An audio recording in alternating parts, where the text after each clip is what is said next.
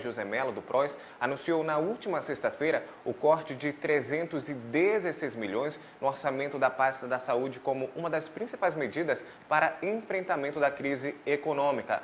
O reordenamento da rede estadual de saúde inclui mudanças de nomenclaturas de SPAs, serviços de pronto atendimento, policlínicas, centros de atenção integral à criança e ao adolescente e centros de atenção integral à melhor idade, incorporação de unidades a outras, fechamentos de unidades e transferências de serviços de atendimentos básicos para a Prefeitura de Manaus. Na versão do governo, as mudanças, fruto de um estudo realizado pela Secretaria de Saúde do Amazonas, vão trazer melhorias para o atendimento da rede hospitalar do Estado. Mas não é isso que acreditam os parlamentares do Estado. Com o objetivo de evitar fechamento das unidades e realizar um termo de ajuste de conduta entre os poderes municipal, o vereador Valdemir José e o deputado estadual José Ricardo, ambos do PT, entraram na tarde desta segunda-feira com representação junto ao Ministério Público do Estado e Ministério Público Federal. O entrevistado de hoje é o deputado José Ricardo. Tudo bem? Boa noite. Tudo bem, boa noite a todos e todas. Então, o porquê vocês entraram com essas ações e como vocês enxergam essa atitude do governador José Mello? Não há dúvida de que, nesse momento de crise, o governo tem que fazer ajustes necessários para poder continuar prestando serviço, né, para a sociedade. Só que cortar gastos e reduzir atendimentos na área da saúde é o pior caminho possível para o governo. Porque nós estamos num momento onde, até por conta do desemprego, você tem uma demanda maior nos atendimentos na área da saúde, do Estado e do próprio município, no atendimento básico, nas unidades básicas de saúde, nas policlínicas, nos SPAs e também naquelas instituições do atendimento das crianças, né? Os CAICs e também dos idosos, os CAIMs. O que eles alegam é para reduzir esses custos que, por exemplo, de material, também de energia nesses locais e deixar a metade desses CAIMs, desses CAICs, funcionando para reduzir esses custos e futuramente investir em talvez novas máquinas, enfim, contratação de pessoas. Mas é difícil mexer na saúde que é tão deficiente no nosso estado, né? Essa é a questão. Na verdade, essas mudanças sendo realizadas de forma súbita, está pegando a população de surpresa, ou seja, muitas pessoas estão preocupadas porque ao ser desativada a unidade de saúde no seu bairro, por exemplo, agora à noite eu estava ali no bairro da Compensa, e o pessoal estava reunido, preocupado com o SPA fechado, preocupado em saber onde poderá ter o atendimento, né, no dia seguinte, idosos querendo saber, porque já foram marcados, inclusive, uma série de encaminhamentos, né, em tratamentos, crianças, no caso, até maternidades, houve uma reformulação do fechamento da maternidade, que fica junto ao Hospital Francisca Mendes, né, hospital especializado. O certo é que o governo, ao fazer isso, acaba não demonstrando claramente onde é que essa economia vai acontecer. Sim. Porque, paralelo, o governo continua mantendo determinadas obras, né, aditivos de obras, então muita gente entende que isso teria que ser revisto. Talvez... Em vez de tirar da saúde, você pode tirar de outras áreas não tão prioritárias e manter o serviço de saúde. Claro que temos que melhorar reformulações para poder ajustar e tentar fazer economias, nenhuma dúvida. Talvez faltaria um melhor estudo a respeito dessa área, porque acaba afetando pessoas da Zona Leste, por exemplo, que o número de pessoas ali naquela região é bem maior e, claro, adoecem. Só para dar um exemplo, nós temos o SPA lá do Galileia, do Conjunto Galileia. Ele funciona quase como um pronto-socorro, ele é superlotado, porque você tem poucas unidades de saúde naquela área do atendimento básico. Então, na hora que fecha essa unidade, nós já temos um caos hoje. Tirando essa unidade, a situação piora. E realmente tem muitas pessoas que têm que se deslocar de um bairro para o outro, muito distante, né? A cidade não para de crescer, e agora fica essa preocupação. Inclusive lá na Zona Oeste, a área de expansão da cidade de Manaus, nós vai ter várias mobilizações, porque a UPA que foi instalada lá, ela agora parece que vai ser desativada também nessa reformulação.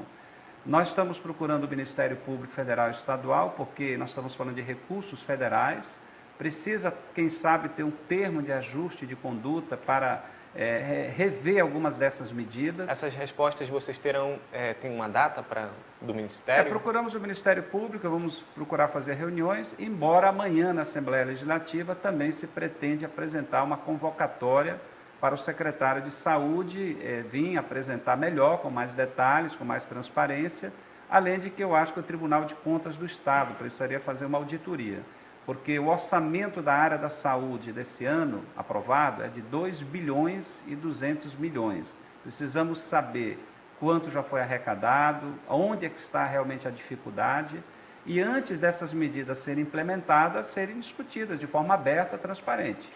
Todo mundo reconhece a crise, mas eu acho que a população tem o direito de saber, antes das decisões, o que vai ser feito, até para se organizar, se preparar e ver onde poderá ser atendido no caso da saúde. O que a gente pode enxergar é que a crise está sendo desculpa para muita coisa aí, né, deputado? Para muita coisa. Claro que a crise está presente e eu acrescentaria uma outra questão, que também já foi colocada lá na Assembleia, é de que o Estado tem que trabalhar com mais eficiência a própria arrecadação, porque há denúncias de que a sonegação em determinados setores da economia, que estão muito prósperos, que a crise não afetou, setor de exportação, áreas do comércio, não todas, mas tem uma área muito grande, e que o Estado precisaria trabalhar uma arrecadação complementar nessa área, ou seja, combater sonegação que eventualmente ainda esteja existindo, antes de querer penalizar a população na área da saúde. Agora vocês estão tendo apoio de outros parlamentares? Amanhã vai ter a sessão da Assembleia, então é o momento desse assunto ser abordado formalmente e com certeza outros parlamentares que nós já telefonamos devem aderir a essa cobrança, a esse questionamento, porque em todos os pontos da cidade a população começa a questionar essas medidas. E deve ter várias mobilizações, inclusive na sede do governo, na frente da sede do governo, agora, a partir de amanhã. Não foi somente na área da saúde que houveram esses cortes, né? Houve na área também de cultura. O da cultura, inclusive, chamou a atenção o fato de suspenderem todos os repasses de apoio para as atividades culturais, os eventos, em particular o Festival de Paritins.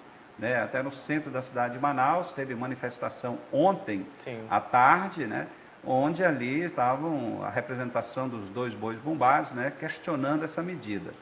Não há dúvida que tem que haver prioridades, mas também não podemos cortar a cultura. Eu acho que tem que também ter um processo de negociação, para ver até que ponto pode colaborar ainda, porque a questão cultural também é uma questão econômica. Ela gera emprego, ela gera renda, através do turismo acaba entrando divisas e recursos que o Estado está precisando. Então, não é cortando 100% que vai ser a solução. O senhor acha que deveria ter uma conversa junto à população a respeito desses cortes e um estudo aprofundado nessas áreas para não cortar totalmente, mas para ser redistribuído esse dinheiro, esse orçamento? Nesse momento de crise, o planejamento ele é fundamental. Isso é que nem a renda familiar, né, que você tem que verificar o que é prioridade, não pode deixar de se alimentar, de se vestir, de cuidar da educação, do transporte. A mesma coisa do Estado. Aqueles serviços essenciais, eles não podem parar. E tem que definir prioridades e, claro, economizar, reduzir determinados gastos, mas não cortar de forma linear, como muitas vezes o governo pretende fazer. E na saúde é gravíssimo, porque sempre nós estamos falando da vida. Sim. A população fica desesperada, né, quando fala em cortes em relação, principalmente na área da saúde, e parece que ela não tem voz, somente o governo vai lá e faz esses cortes sem conversar com a população. Exatamente, esse diálogo é que muitas vezes falta. Talvez em alguns lugares uma medida possa melhorar o serviço, mas quando não é esclarecido, não é explicado, as pessoas realmente ficam com medo. Em outros lugares, quem sabe, rever totalmente. Como é o caso, o governo ter voltado atrás no fechamento do Cardoso Fontes, que é um hospital antigo, e que trata especificamente da questão da tuberculose, aqueles casos mais graves. E o nosso estado é o segundo, né, em tuberculose. Infelizmente, o estado está numa estatística negativa e essa especialização que tem lá é fundamental, tanto que houve uma reação dos especialistas, de médicos, de profissionais, e o secretário de Saúde, o governo, voltou atrás para não fechar esse estabelecimento de saúde importantíssimo, até porque tem muitas pesquisas exatamente no combate à tuberculose aqui no nosso estado. Então a gente vê que realmente funciona essa reação da população desses fechamentos que estão Pressão acontecendo. da sociedade. Por isso que o governo, para não errar, o ideal é antes abrir essas propostas para uma discussão mais aberta com as entidades da saúde, os conselhos de saúde, para dar conhecimento de necessidade de alterações e não fazer de forma súbita, né? E, inclusive para saber quanto vai ser economizado e em quê. Porque o Estado em si, a figura de economia, é diferente de uma empresa, né? Porque o Estado ele vai ter que continuar os serviços, né? Ele tem que arrumar recursos para manter aquele serviço. Sim. No caso da saúde, serviço essencial. Nós conversamos então com o deputado José Ricardo, do PT, a respeito dessas manifestações e desses cortes na saúde que estão acontecendo aqui no estado do Amazonas, e nós esperamos sucesso aí nessas documentações que vocês estão repassando. Muito obrigado e boa noite. Ok, obrigado, boa noite a todos. E no próximo bloco, na contramão da crise, Rondônia é o terceiro mais rico do norte do Brasil e é responsável por 11,7% do PIB da região. Nós voltamos em instantes.